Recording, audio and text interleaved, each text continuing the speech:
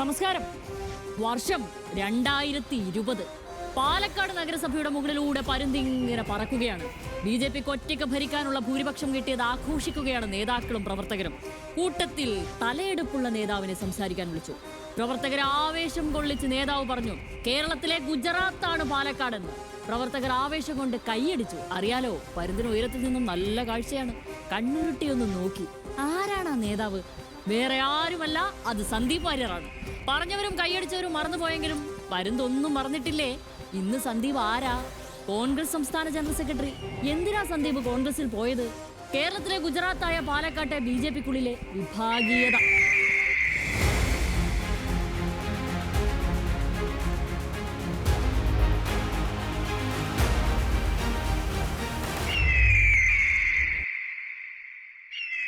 സന്ദീപ് പോയപ്പോ മുൻ സംസ്ഥാന പ്രസിഡന്റായ കെ സുരേന്ദ്രൻ പറഞ്ഞത് ഓർക്കുന്നുണ്ടോ?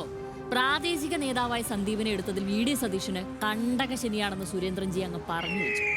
സതീശന് കണ്ടകശനിയാണ്, അതുകൊണ്ട് ഇതൊക്കെ സംഭവിക്കുന്നത് അങ്ങനെയാണ്. വി.ഡി. സതീശൻ ഇപ്പോൾ നല്ല കണ്ടകശനിയാണ്. എവിടെയെങ്കിലും പോയി ഒന്ന് നോക്കുന്നത് നല്ലതാണ്, അത് കൊണ്ടേ പോവുള്ളൂ. പക്ഷേ സുരേന്ദ്രനുമായി പ്രശ്നം ഉണ്ടാകുന്നതിന് മുൻപ് സന്ദീപിന് പ്രശ്നം ജില്ലയിലെ ബിജെപി നേതാവും ഇപ്പോഴത്തെ സംസ്ഥാന വൈസ് പ്രസിഡന്റുമായ സി കൃഷ്ണകുമാറിനോടായിരുന്നു. ചെറിയ യുദ്ധമൊന്നും അല്ല പാർട്ടിക്കുള്ളിൽ നടന്നത്. അവസാനം സന്ദീപ് പുറത്ത്. ജില്ലയിലെ പാർട്ടിക്കുള്ളിൽ സി കൃഷ്ണകുമാർ വലുതായി. ഇനി ആരാണ് ചോദ്യം ചോദിക്കാൻ, ആരാണുള്ളത് എന്ന മൂട് പിടിക്കാം. അത്രയും പവർ. എന്തിനാണ് പരുന്ത് ഈ കണ്ട പഴയ കാര്യങ്ങളെല്ലാം ഓർമ്മയിൽ നിന്ന് പറഞ്ഞതെന്നോ? പാലക്കാട് ബിജെപിയിൽ പണ്ടത്തെക്കാൾ വലിയ പ്രശ്നമാണ് ഇപ്പോൾ ഉണ്ടായത്.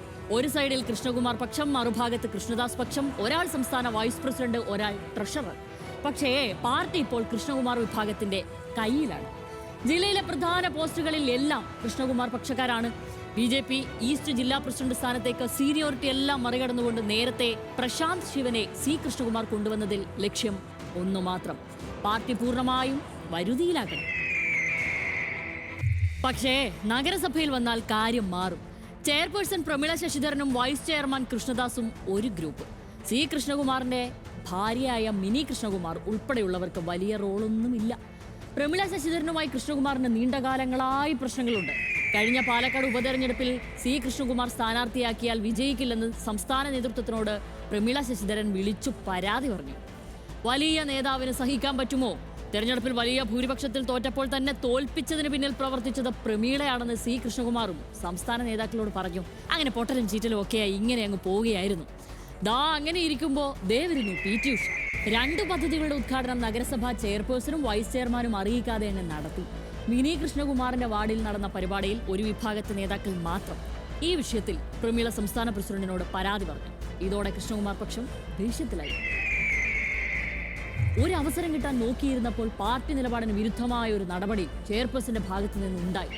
ലൈംഗിക പീഡനാരോപണങ്ങൾ നേരിടുന്ന രാഹുൽ മാങ്കൂട്ടത്തിനൊപ്പം പൊതുപരിപാടിയിൽ അങ്ങ് പങ്കെടുത്തു.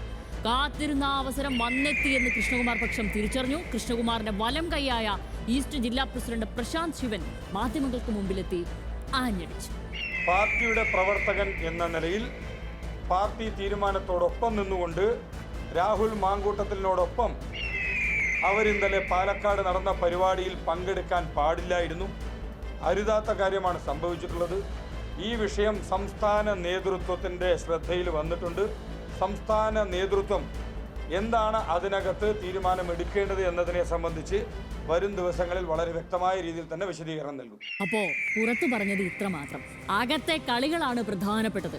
പ്രമീള ശശിധരനെ ചെയർപേഴ്സൺ സ്ഥാനത്തു നിന്ന് പുറത്താക്കണമെന്ന് സംസ്ഥാന നേതൃത്വത്തോടും പരാതി പറഞ്ഞു.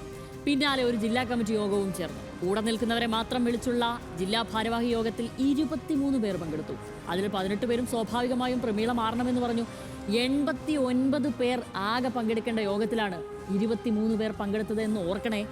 വെട്ടാനുള്ള ലിസ്റ്റിൽ പ്രമീള മാത്രമല്ല ഉള്ളത്. ബിജെപി സംസ്ഥാന ട്രഷറർ അഡ്വക്കേറ്റ് ഇ കൃഷ്ണദാസ് ആണ് നമ്പർ 2. ബിജെപിയിലെ പാലക്കാട്ടെ മുതിർന്ന നേതാവും മുൻ ദേശീയ കൗൺസിൽ അംഗവും കൗൺസിലറുമായ എൻ ശിവരാജൻ നമ്പർ 3. കൗൺസിലർമാരായ സ്മിതേഷ് പി, സാബു പി എന്നിവരും ലിസ്റ്റിലുണ്ട്. നഗരസഭയിലും കൃഷ്ണകുമാർ പക്ഷം ആധിപത്യം സ്ഥാപിക്കാനാണ് ശ്രമിക്കുന്നത്. കൃഷ്ണകുമാർ നഗരസഭാ ചെയർമാനാകുന്നത് സ്വപ്നം കാണുകയാണ് ഗ്രൂപ്പുകാർ. ഒരു പാർട്ടിയിലാണെങ്കിലും 2 പാർട്ടിക്കാർ എന്ന പോലെയുള്ള അകൽച്ചയാണ് ഉണ്ടായത്. സംസ്ഥാന നേതൃത്വ വിടവ് നികത്താൻ കാര്യമായി ഒന്നും ചെയ്യുന്നുമില്ല. വരുന്ന തെരഞ്ഞെടുപ്പിൽ പ്രമീള, ശിവരാജൻ എന്നിവർക്ക് സീറ്റ് കൊടുക്കാതിരിക്കുന്നതാണ് അടുത്ത നടപടി. ഇനി കൊടുത്താൽ തന്നെ തോൽപ്പിക്കും. ആ മനോഭാവമാണ് ഒരു വിഭാഗം.